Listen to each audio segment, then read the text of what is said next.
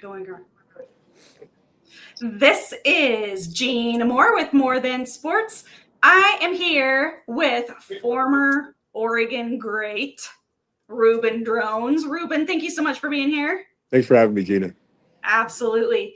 So we're going to just get right into the questions. I know you have an event tonight. Yes. So let's talk about that first, actually, because it's, it might get a little noisy there. Yeah, so yeah. talk about the event that you're Getting doing. a little noisy. A lot of kids coming in right now.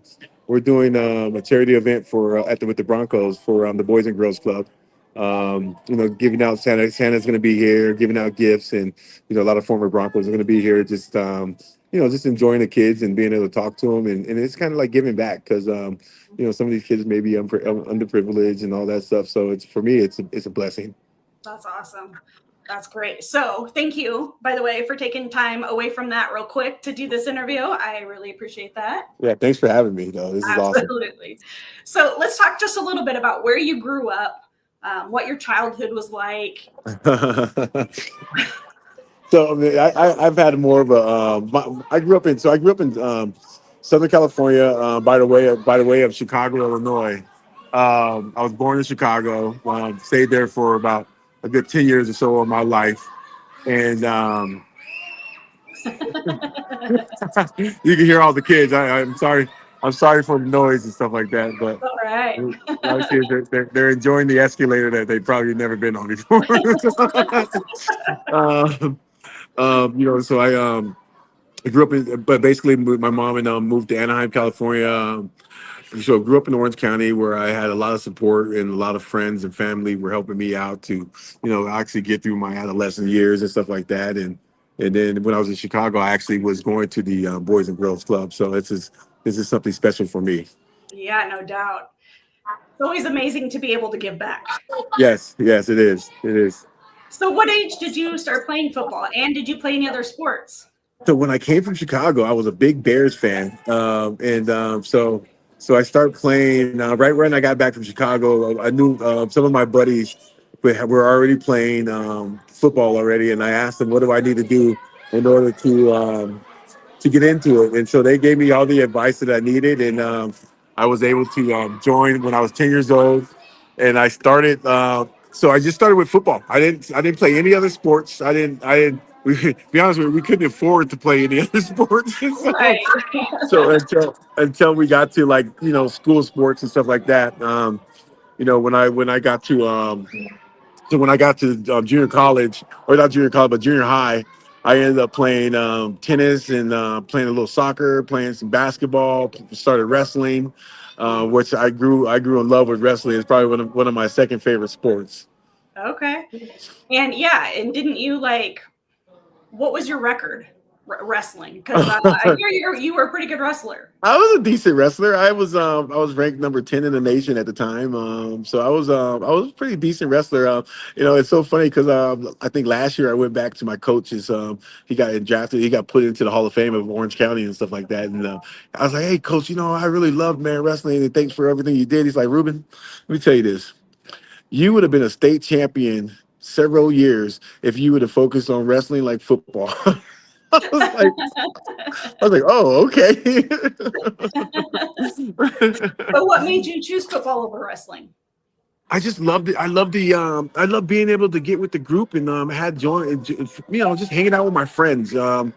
It was a team sport, not an individual sport like wrestling was. Somewhat of an individual sport. It's all about you on the mat. Obviously, collectively, you gather points for a team, but being able to just impress some of my friends and enjoy some of my friends and being out there with guys that I grew up since I was in kindergarten and elementary and stuff. So, yeah, that's great. So you ended up graduating and going to a JUCO, a junior college. I did. Junior college. So your first 2 years, right? Yeah. So funny story about that was Coach Tom Osborne, who was our special teams coach, came.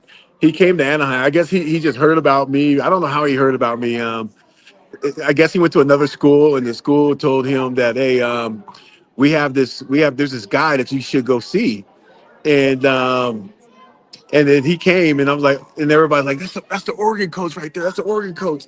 And I'm like, "Oh, okay, cool." I didn't really care because I I didn't think I was that good at the time. I just thought I was just a normal like player, and I was just enjoying my friends and enjoying the time that I was having in high school and stuff like that. So, but he came and this ball. There was this fence about, probably about I don't know.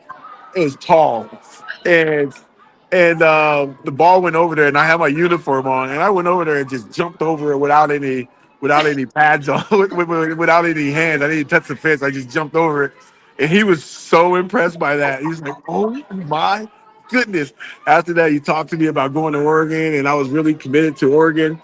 Even though I had other offers from other schools and at USC, my coaches were from USC. John Robinson was a guy that used to come down and come down to our practices. And then Jim Fossil, obviously, he's a big Anaheim guy, Anaheim high school guy, and stuff like that. So I was just committed to Oregon. I love when I went on my recruiting trip actually with Tony Hartley and not the Michael, but the Corey Collins. We went on a recruiting trip together, and they were there, and it was it was very, very impressive and fun, man. I just enjoyed the quietness and the peacefulness and the niceness of people that are out there, and the weather was great, and I love the greenness. It was just a phenomenal time to go to that school. And so basically that's why you chose Oregon, was just That's why because I chose Oregon. Yeah, yeah. yes. And they played schools in my back home. So they played UCLA and played USC. So my family was able to come see me. But I just really wanted to get out of the state of California and see if and actually see if my talents were any good. I didn't really believe in myself at the time, and I just really wanted to see if I was as impressive leaving the state of California. Right. Which you were. Thank you. So what did you learn from that experience going to JUCO first? So going to JUCO was I was able to grow, and I was able to play against guys that weren't necessarily from California. A lot of my guys were on Texas, from Texas, from Florida, around the state of California. Guys from Pennsylvania, from everywhere, just all over the place. And then and that right there just told me me being able to do so and do that was able to show me that these guys are telling me I'm good, so I must be doing something right. Mm-hmm. So what did you learn from your time at the U of O? That's Randy Gradishar just passed by. Who did? Randy Gradishar, he's a Hall of Famer. I mean, he can join. Yeah, right. My time at the U of O just taught me about friendship and family and being kind and um, and and um, and just being proud. You know what I mean? I'm very proud of to be an Oregon Duck. I mean, there's nothing better in life to be than an Oregon Duck. And the in the community and the family atmosphere that they gave out and expressed towards you and brought you in and bring you in and give you hugs in the community gets together and helps you out. One of our um, we had a mom named Judy that she would come up there every day and just bring us for meals, and she'd take us to her house for Thanksgiving and all that. It was just the Booster Club. They really were fun and helped out, and they made it more of a family atmosphere there. Mm-hmm. Which is great. I mean, you're away from home. A lot of kids for the first time. So it's definitely nice to have that support, I'm sure, going somewhere else. Yeah.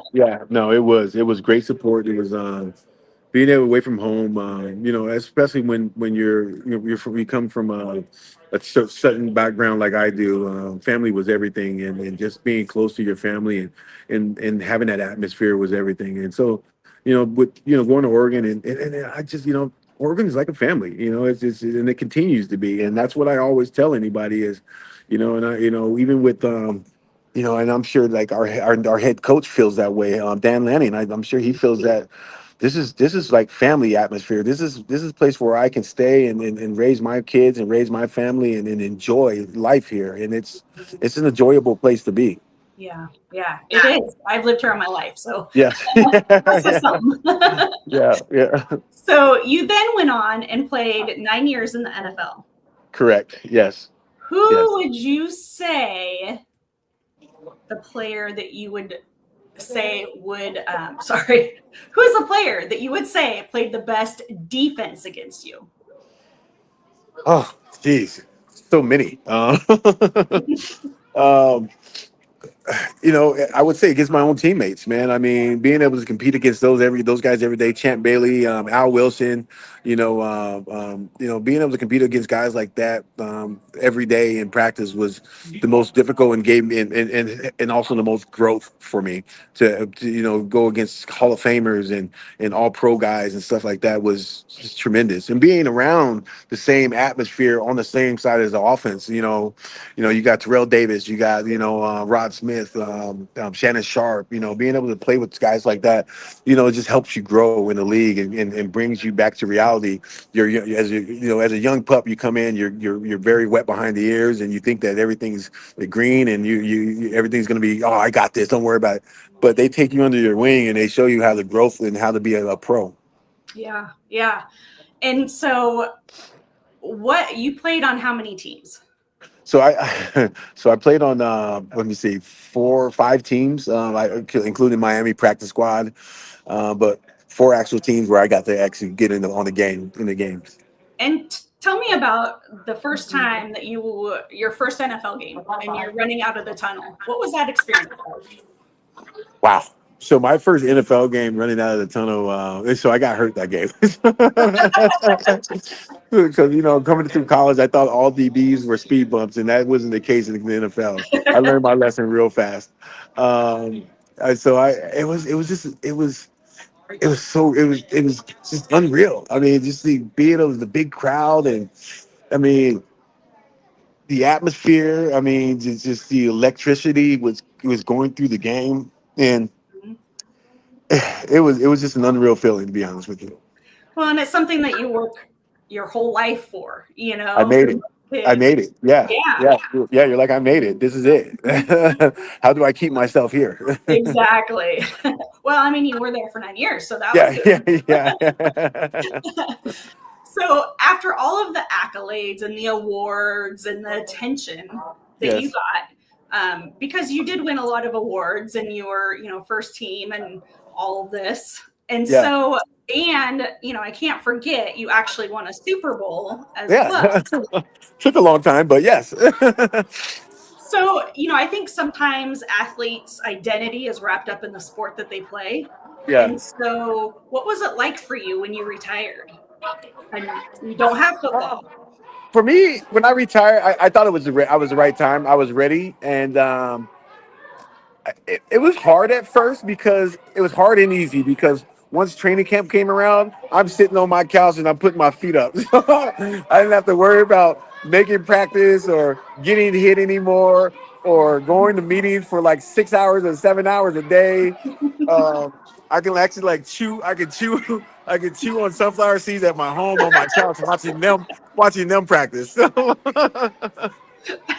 So, for you, your identity wasn't necessarily wrapped up in No, football. no, no. It wasn't wrapped up. I actually stopped watching the game for about a year and a half or 2 years, and just to get away and get myself acclimated to something else. And I did that, but then I started missing the game. I started seeing guys that I know playing and seeing guys that I know coming back home, and so I started missing the game. And so what I did was I started coaching high school football in Colorado, and then after that, I ventured off to going to Serbia and coaching out in Serbia for about a good 3 or 4 years.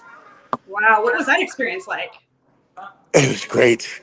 You can see just the growth of a sport that necessarily wasn't necessarily born in that country. It was something that these guys learned how to play football on YouTube and just being able to help them grow within the game. Hmm. So, what is one life lesson that you've learned throughout your 40 plus years? One of the life lessons that I've learned: Yeah. stay humble. Stay humble, and put your head down and keep moving forward. Um, don't get too overfilled with yourself, and don't think that you're the best out of the best. If you're there's always room for growth for everybody. That's if anything I can tell anybody is put your head down, keep moving forward, work hard, and just know that there's growth. There's still growth that can be learned. Right. So, what would you say your biggest accomplishment so far is? My biggest accomplishment was it'd be just my children, I would say. Having the kids that I have and seeing the growth out of them and like my oldest daughter is going after her PhD in psychology, and that's Wow. something that I never thought nobody in my family has ever accomplished. And so, for me that's great. And then I got another daughter that's running track down there, got a scholarship in East down there in Texas, it's just amazing to see the growth in your children and being able to you know put what you have into them and seeing and see them grow up and start doing the things that you wanted them to always do. And now, how many kids do you have, and what are their ages? I have four girls. I have a 26-year-old, I have a 19-year-old, and then I have a 7 and 6-year-old. Yeah, yeah. How is that So having obviously the girls? second round I tried a game for boys and it just didn't work out for me. And now you have four beautiful girls. Yeah, thank you. Thank you. So, what is one obstacle that you've had to overcome in your life, and what did it teach you? Um, just being, I would say being poor, and that's what taught me to be humble and always appreciate the things that people do for you, and understanding that the growth is still there, and people can teach you things, and there's always kindness around this world. And one of the things I always say, if you think you're having a bad day, there's there's so many more people that are having worse days than you, and so keep that smile on your face because you never know who's having a worse day than you. Yeah. Okay, last question, and then I'll let you go. Yes. What is one piece of advice that you've been given and that has made an impact on you? And what advice would you give to others? So one piece of advice that has been given to me is that's a hard question. There's so many. There's so many. It's just like I said, be humble. No, don't get too big of yourself. What's up, baby? You doing all right? Sorry. Um, just don't get too big of yourself. Don't your shoes can always be filled. Right. And if I would give some advice, guys, to anybody is believe in yourself, work hard, and put all your energy into whatever you're going to do. That's good advice. All right, Reuben, I will let you get to your Denver Broncos little Charity event. Yeah. yeah, Yeah. charity event. That's what it is. Yes. Yes. Thank you. All right. Thank you so much. Again, this is Gina Moore with More Than Sports. Thanks for watching.